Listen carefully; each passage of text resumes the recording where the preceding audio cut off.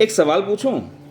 क्या कभी ऐसा हुआ है कि सुबह तक आपको अपनी ज़िंदगी बड़ी ठीक लग रही थी और 10 मिनट इंस्टाग्राम देखने के बाद अचानक वही ज़िंदगी बेकार लगने लगी? अगर हुआ है तो आज की कहानी शायद आपके लिए है। रविवार की सुबह थी। रोहन बालकनी में बैठा चाय पी रहा था। पत्नी सामने पौधों में पानी डाल रही थी। बेटी फ्लोर पर बैठी रंग भर रही थी। घर में कोई एक्साइटमेंट नहीं थी, बस एक नॉर्मल सी सुबह थी और रोहन खुश था। फिर उसने फ़ोन उठाया, इंस्टा खोला। पहली रील, उसका कॉलेज फ्रेंड मॉलडीव्स में था। उसने सोचा, यार ये कहाँ पहुँच गया और मैं कहाँ रह गया। स्क्रॉल किया, अगली पोस्ट एक पुराने कलीग ने लिखा था, happy to announce my promotion. Rohan का चेहरा थोड़ा और उतर गया। फिर लिंक्डइन खोला। किसी ने नया स्टार्टअप शुरू किया था, किसी को अवार्ड मिला था, किसी ने लिखा dreams do come true.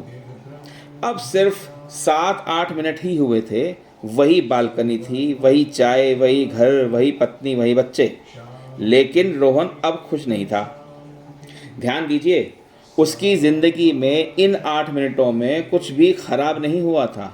Salary वही थी, घर वही था, परिवार वही था, हेल्थ वही है, कुछ खोया नहीं था।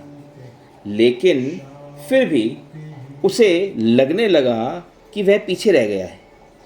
तभी उसकी 7 साल की बेटी भागती हुई आई। उसके हाथ में ड्राइंग थी। उसने कहा, पापा देखो। रोहन थोड़ा डिस्ट्रैक्टेड था। उसने कैजुअली पूछा, हाँ क्या बनाया? बेटी बोली, हम तीनों। ड्राइंग में 3 स्टिक फिगर्स थे, एक रोहन, एक उसकी पत्नी और एक बेटी। पीछे थोड़ा टेढ़ा मेढ़ा सा घर बना हुआ था और ऊपर एक बहुत बड़ा सूरज। रोहन मुस्कुराया और पूछा, ये कब का है? बेटी बोली, पिछले संडे का, जब हम पार्क में गए थे। फिर उसने एक ऐसी बात कही जिस पर रोहन कुछ सेकंड्स के लिए चुप हो गया। बेटी बोली, पापा वो मेरा बेस्ट डे था। जिस आदमी को 5 मिनट पहले लग रहा था कि उसकी ज़िंदगी में कुछ खास नहीं है, उसकी बेटी उसी ज़िंदगी के एक साधारण से संडे को अपना बेस्ट डे बता रही थी। और शायद हमारी ज़िंदगी में भी यही होता है।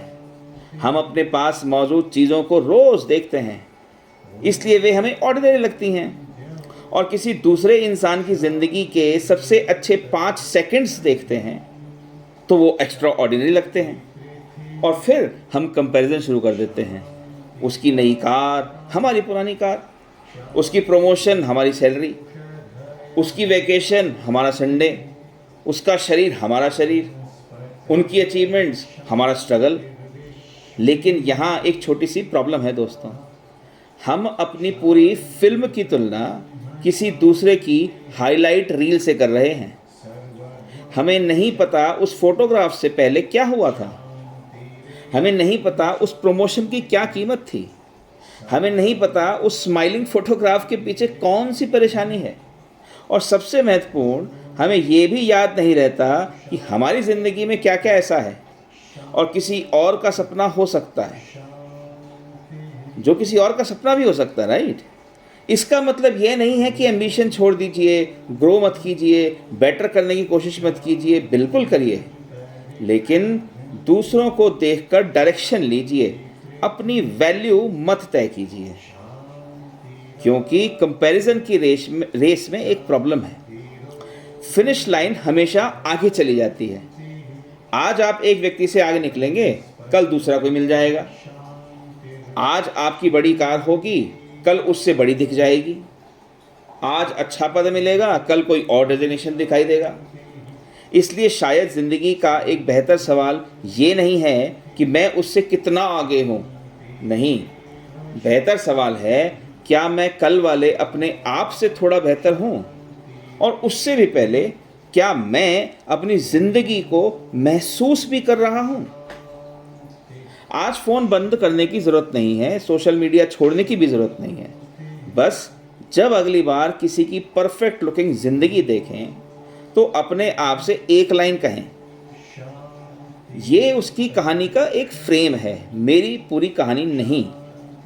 और फिर एक बार अपने आप से आसपास देखना। हो सकता है कि जिस नॉर्मल ज़िंदगी को आप आज इग्नोर कर रहे हैं, कुछ साल बाद उसी ज़िंदगी की एक फ़ोटोग्राफ देखकर पता है क्या कहें, यार वो भी क्या दिन थे। इसलिए आगे ज़रूर बढ़िए, सपने भी बड़े रखिए, लेकिन अपनी आज की ज़िंदगी को छोटा मत करें, क्योंकि आप शायद पीछे नहीं हैं, आप बस किसी और की लेन देख रहे हैं। तो कल फिर मिलेंगे एक छोटी सी कहानी के साथ। Thank you.